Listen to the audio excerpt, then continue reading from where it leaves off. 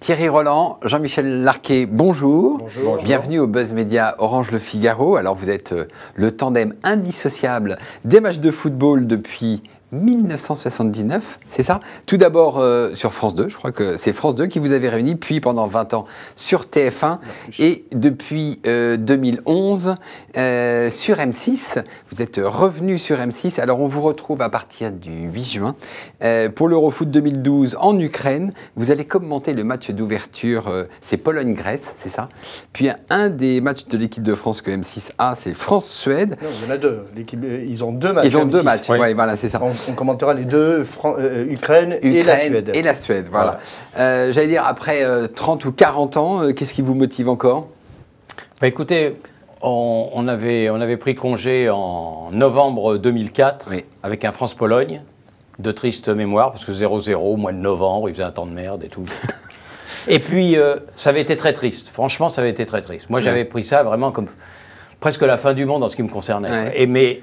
Bon, et je m'étais dit, continué. Voilà, et je m'étais dit, voilà, il faut qu'on fasse un bout de chemin avec Jean-Michel, mais c'était pas possible tant qu'il travaillait à TF1. Ouais. Et puis le jour où il a arrêté, je crois que j'ai dû l'emmerder tout de suite. Là, j'ai téléphoné immédiatement pour essayer de faire en sorte. Alors lui, il n'était pas bouleversé par cette idée-là. Il a voulu laisser le temps au temps, ce que je comprends fort bien. Et puis là, bon ben, moi je suis ravi de faire cet euro.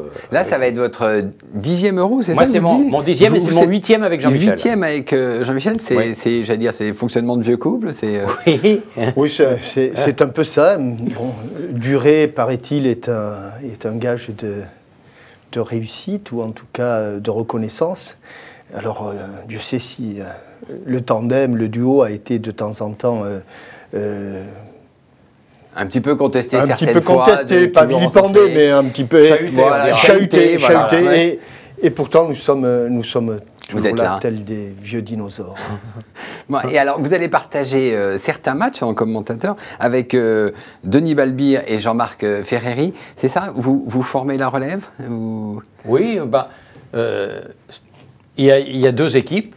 Bon, moi, dans l'année, habituellement, je fais l'Europa League avec Jean-Marc Ferreri. Oui. Il était donc normal qu'il soit associé à la deuxième équipe et M6 a engagé Denis Balbir parce que il avait cessé sa collaboration avec Orange. Oui, et puis pour tout dire, je ne peux pas faire tous les matchs que M6 aurait souhaité que je fasse parce que j'ai eu d'autres préoccupations et essentielles d'ailleurs que sont RMC ou qu'est RMC puisque c'est mon employeur habituel, donc priorité à RMC sur certaines rencontres. Alors sur cet Euro 2012, M6, on l'a dit, dispose de 10 matchs, TF1 9 matchs, mais c'est la première fois qu'une compétition internationale comme ça est retransmise intégralement par une chaîne payante, Al Jazeera. Qu'est-ce que ça vous inspire dans l'évolution du football? Non, je pense que ça inspire sur la société française, plus exactement, parce que vous remarquerez sans doute que le nombre de spectateurs en Ligue 1 diminue, sans doute un peu à cause du spectacle, mais sans doute aussi à cause de l'inconfort des stades.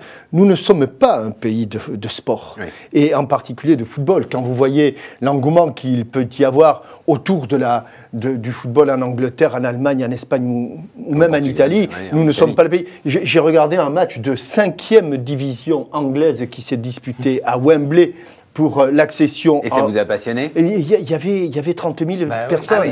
Donc, 5e division anglaise, chez nous, c'est même pas c'est le CFA2. Oui, ce qui manque en France, c'est les stades. Ils vont être construits pour 2016. Ils sont en train c'est-à-dire que quand l'Allemagne a eu la Coupe du Monde 2006, ils ont construit 9 stades. Nous, on a eu la Coupe du Monde 98, on en a construit 1. Alors, tout est là. Tout est là, vous comprenez? Et puis, en plus, j'ajouterais que on sort quand même de 3 crises financières comme on n'a jamais vu. Comment voulez-vous que les gens qui sont déjà abonnés à Canal payent en plus, même si c'est que 11 €? C'est pas beaucoup, 11 €, c'est vrai. Mais c'est 11 € par mois. Mais plus les 25 que vous payez déjà. Mais si on se retrouve dans ce...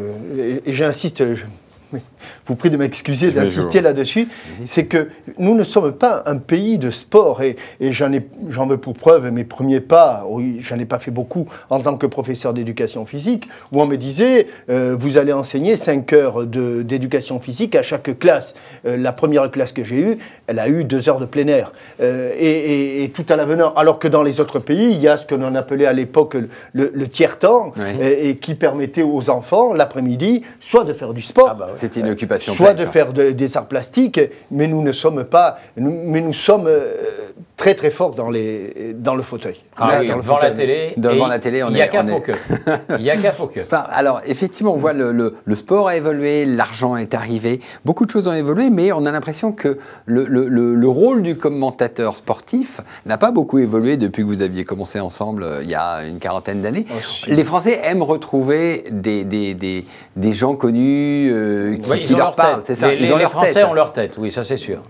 Les Français et leur tête, c'est sûr. La captation, la manière de filmer a changé. Il ne faudrait pas donner plus d'importance qu'ils n'en ont aux commentateurs parce que c'est très furtif, ça va très vite.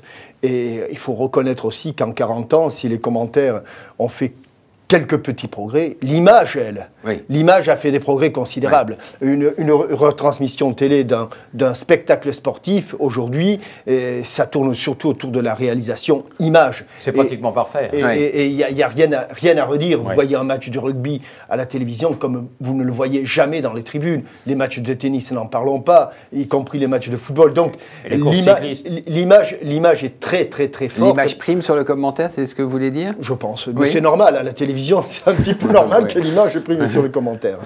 Très bien. Alors, vous parliez de la France n'est pas un pays de sport, mais il y a 2 chaînes sportives qui vont arriver. Donc, on a parlé d'Al Jazeera avec beIN Sport 1 et beIN Sport 2. Et puis, il y a l'équipe TV. Est-ce que vous seriez tenté d'aller sur une de ces 2 ou 3 chaînes ?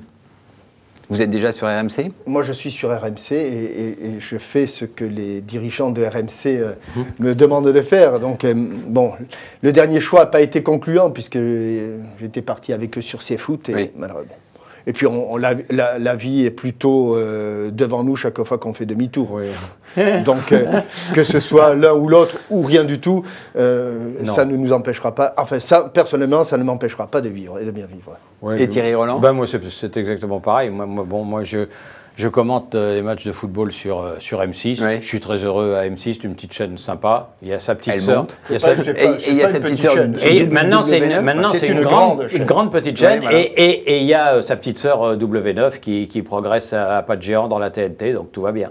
Très bien, messieurs, je vous remercie. Je vous souhaite un bon Euro 2012 et nous nous retrouvons demain avec un nouvel invité. Merci beaucoup. Merci beaucoup.